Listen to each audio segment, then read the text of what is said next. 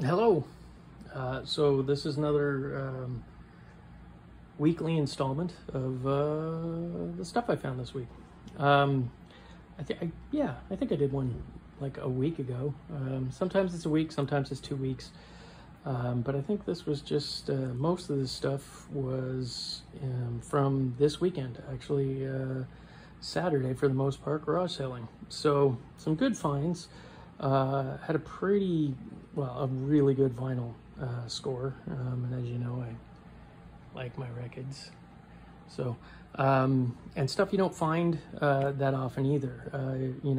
I come across a lot of classic rock, well, not a lot anymore, but some classic rock when I'm at garage sales. I rarely find anything that is sort of heavy metal or post-punk or new wave or punk, and there was a smattering of that in this group I found. But you know what? We'll start with whatever's closest here. So this is a cast iron antique coffee grinder, and you would have mounted it to probably actually it would have been in like a general store rather than something that was used at home, because it's got these nice little foot for mounting onto a table. The Root Heath manufacturing code Plymouth, Ohio, USA, and this is the number 1.5, which indicates size. It was seized when I found it. I did manage to get it unlocked and opened, and it does spin and work. People love these for decorative. Sometimes they paint them. It's probably not something you'd be able to get going to be able to use again, because it was really seized and I had to put quite a bit of oil in there to get it going. But people love these things. They either leave it as it is or will paint it and just use it, mount it somewhere as a decorative item, usually in the kitchen. But a really nice early piece, probably 1890s, maybe into the 1900s, but with the cast iron it's usually pre-20th century, so that's kind of nice. A couple other things I always love to pick up. Sports stuff. This won't get a lot, isn't worth a ton of money, but I'm kind of a Bills fan, die hard. Yes, in Canada we do watch the NFL, and Buffalo's just across the border there, so I've always kind of been a bit of a broken-hearted Bills fan, although things are looking good this year. Anyways, this was 88, the Eastern Division champs, little mug, and it's got all the players on the back there, legends like Jim Kelly, and these were the Marv Levy years where they almost won Super Bowls on several occasions, but didn't happen. Anyways, that's probably more personal than anything else, but you know what, usually something like this would go up on eBay, and you might get 15 bucks for it or something like that. The gold is really good on it too. Some Pyrex. I forget the actual official name of this pattern, but a lot of people call it Crazy Daisy. That's not the official name. Pyrex collectors will lose their minds if they hear you say that. And then this is a later pattern from the 70s with the mushrooms on it. And there's no chips or anything like that. They haven't been washed. So, 3 good Pyrex bowls. Pyrex sells pretty quickly in the store. People are always looking for it all the time. Not one of the more desirable patterns. There are some patterns that sell immediately. There are some patterns that are super rare and sell in the thousands. Just go onto eBay, type in Pyrex, hit solds, and get them, and then sort from most expensive to cheap, and you can get an idea of what some of these things can go for, and it's worth keeping your eye out for, especially at estate sales and garage sales. They do pop up from time to time. In fact, last weekend a lady found a piece of Pyrex at the Goodwill bins, and she ended up selling it for nearly $500 on eBay in an auction. So something to keep your eye out for. Other things I love, because at one point in my life I used to skateboard in the 80s and 90s. But these are decks. This one is from the 1970s. Nothing super special about it. Kind of like the penny boards, but this is the Caliente, and just a nice little deck, wall hanger. This one's kind of cool. Somebody carved their name in it, which I like. Some collectors don't, but I do. clay wheels, and the wheels actually have on there Bauer. Nice little star graphic right there, which is kind of cool. Bauer is the Canadian company best known for making hockey equipment. I know that they did make skateboards because I've had one or two. This is probably the earliest one that I found, 1950s, 1960s, because the clay wheels obviously didn't last that long before they moved into the poly wheels like that. So people like them just to hang up on walls. Some people do ride them. I wouldn't anymore, but not like that. And yeah, so I was talking about the records earlier. I ended up buying a collection with 3 crates filled. Out of that, I probably got two crates, and the rest of them were things like big band music and Benny Goodman, which doesn't usually sell, so I just end up donating that most of the time, or putting it out in a free bin in the store and let people pick through it. But there were some good stuff. Obviously these I've cleaned and bagged, and I'm going to be pricing this week to put out in the store. I will probably put that video up. Every week I do a video of the new records that I get into the store, and put that up on the Instagram page and the Facebook page. The Instagram, by the way, if you're looking, is at Time Capsule Dunville, and Dunville is 2 N's, if you're interested in checking that out on Instagram. So these ones are going up there, but you can see, like, I don't find things like Metallica and Motorhead and the Specials, and there's a fair amount of classic rock in there, like Rush, more Rush, Forgotten Rebels, great Canadian punk band, lots of Rush, some Zeppelin, more Rush, another Motorhead, some Buzzcocks. It just kind of goes on and on. There's some Floyd in there, Susie and the Banshees, lots of Teenage Head, some Depeche Mode. Here's stuff I haven't got around to cleaning yet, Kate Bush, Pretenders, Elton Montello, a lot of sort of new wavy stuff, Tom Tom Club, Bow Wow Wow, Brazillos, B-52s, some Kraftwerk, there's more classic rock. So yeah, it's a good lot. Sorry about that. There we go. Well worth picking up, and those will go out into the store maybe this week, maybe next week. So another pickup this weekend was this great aluminum foil, well, just basically paper dispenser, vintage piece made of spun aluminum itself. These look great, and they're also really handy. People still actually use them within their kitchens now. They've got the little serrated edge to rip off whatever paper, and it just looks better than having all those boxes around. Plus it's a nice period piece, probably just post-war, and they're a little bit harder to find, especially in this shape. It's nice. The nice thing about aluminum is that generally if you just hit it with a little bit of light steel wool, any sort of discoloration or stains or stuff like that will usually come out.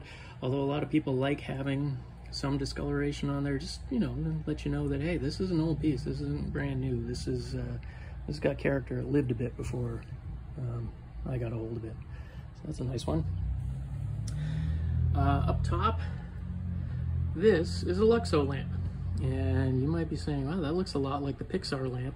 That's because the Pixar lamp was a Luxo lamp, designed originally the L1 as it was called, in 1933 by Jack Jacobson, or it might be Jacobson, I've never been sure about that, no relation to Arnie.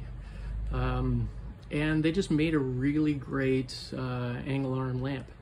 I guess the first one was the Anglopoise that was made in the UK. That was designed, I think, earlier than that. Actually, sorry, that was 33. This is 36, was the L1. So yeah, that English one was first, and then he just kind of improved on the design itself, and has become sort of a classic amongst drafters and things like that, and makes a great desk lamp. Really heavy base on this one. I think this one they call the Mini, because it is of a smaller size, also has a smaller bulb socket in there. But a great look to it. I love the red. It'll clean up so nice, and again, it's a great lamp, super well balanced. nice piece to pick up if you can find them. I know that they make similar ones now for much cheaper, but it's just nice to have an original sometimes. So yeah, speaking of originals, here's the Blackberry. Yeah, I know what you're thinking. What are you gonna do with that? Well, nothing. I'm just gonna kind of put it away. I have a box full of obsolete technology. I don't know why. Maybe someday it'll be worth something, but I just think it's hilarious. I know there are people who actually do collect vintage cell phones already.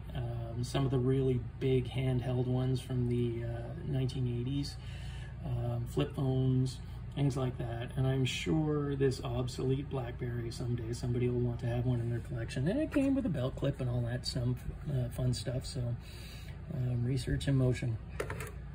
Canadian success story that sadly fell apart, but they're still making money off their patents, so that's good.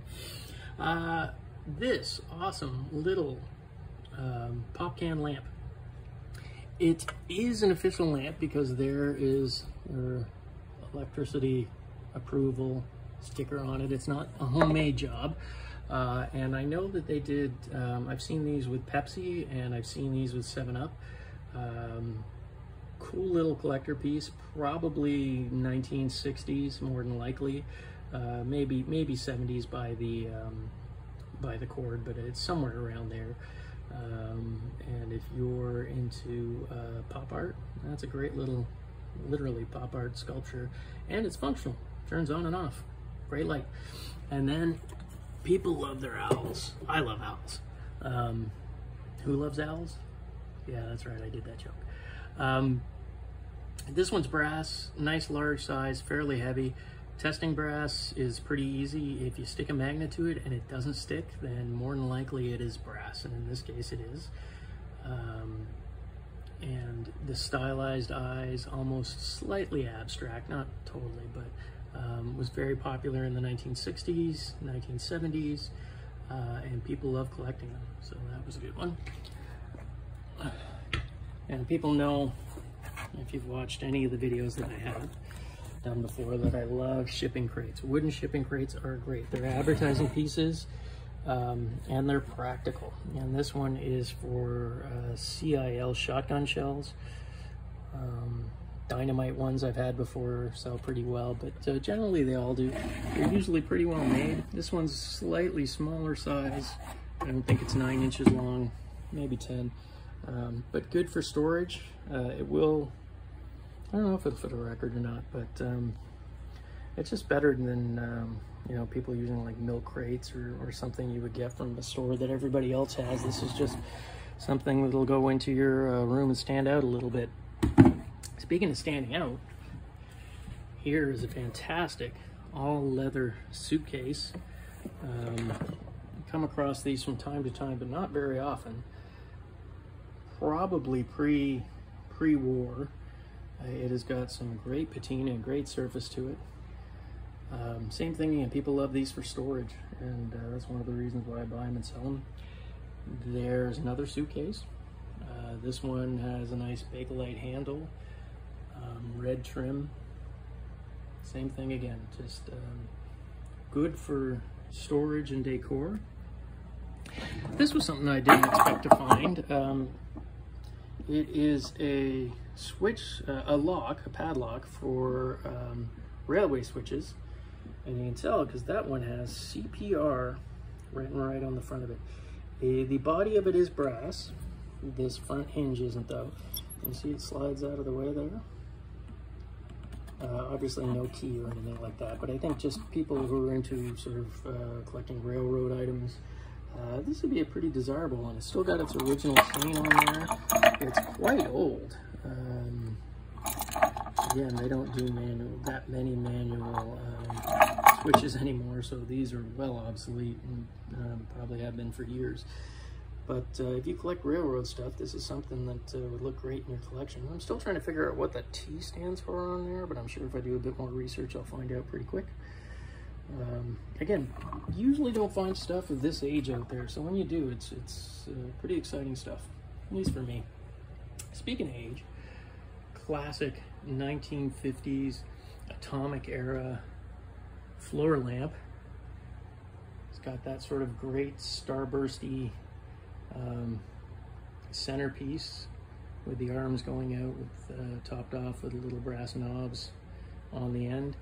Somebody has at some point rewired this, and the strange thing about it is they left the original large gauge socket on there.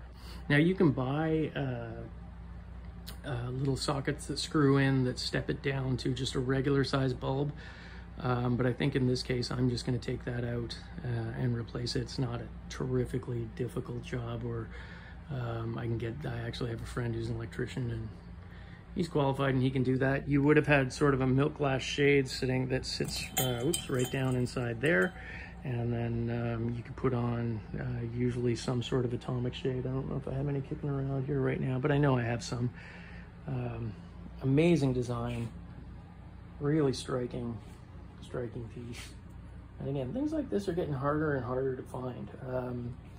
In the past, this would have sat out at a curb somewhere. Somebody would have just wrote it off as old, and usually those people's kids wouldn't have any interest in it. Well, with sort of the popularity of mid-century modern and atomic era design now, the kids want these things. So they're getting harder and harder to find out in the wild, as they say. So that was a really nice score. Like I said, needs a little bit of work on that bulb, or I might just leave it original. Some people like stuff to be left original, but others prefer to be able to use it right away. And then last but not least, inside this little bag, picked up a few things, a couple of milk glass mugs. I always pick up milk glass mugs, just like I always pick up Pyrex. I think these are Thermocrista or Crista. Three of those tulip patterns, and then this one is Anchor Hocking. That one's got a bit of wear on the pattern, but the rest are all nice. These sell out of the store on a regular basis. I've noticed that people are using them now as planters. Not just as coffee cups, obviously, but as planters, putting succulents in them. Yeah, I think they make a great thing. Put those on your window shelf, a lot better than putting on some clay pots. And then the very last thing came from the same sale. Good old Tonka. Look at that guy. I had those when I was a kid. This one's in pretty good shape. Obviously the label has worn out and there is a crack on the front there, but the rest of it will clean up. And people love Tonka trucks of all kinds of ages. This is probably in the 1970s, because I do remember having something similar to this as a kid. So, and I was a kid in the 70s, believe it or not. But it was. So yeah, that's it for this week. If you guys could subscribe. I do have to thank those that did last week, because the ratio of people who are watching the videos and who are not subscribed has gone down a little bit. So yeah, that's it. Also this week I signed up for courses on how to make better videos. So hopefully in the next couple of weeks I will be having some improvements. If nothing else, I'll just have some gnarly star wipes or something like 1980s public television type stuff going on. So there you go. The store, the Instagram page again is at Time Capsule Dunville.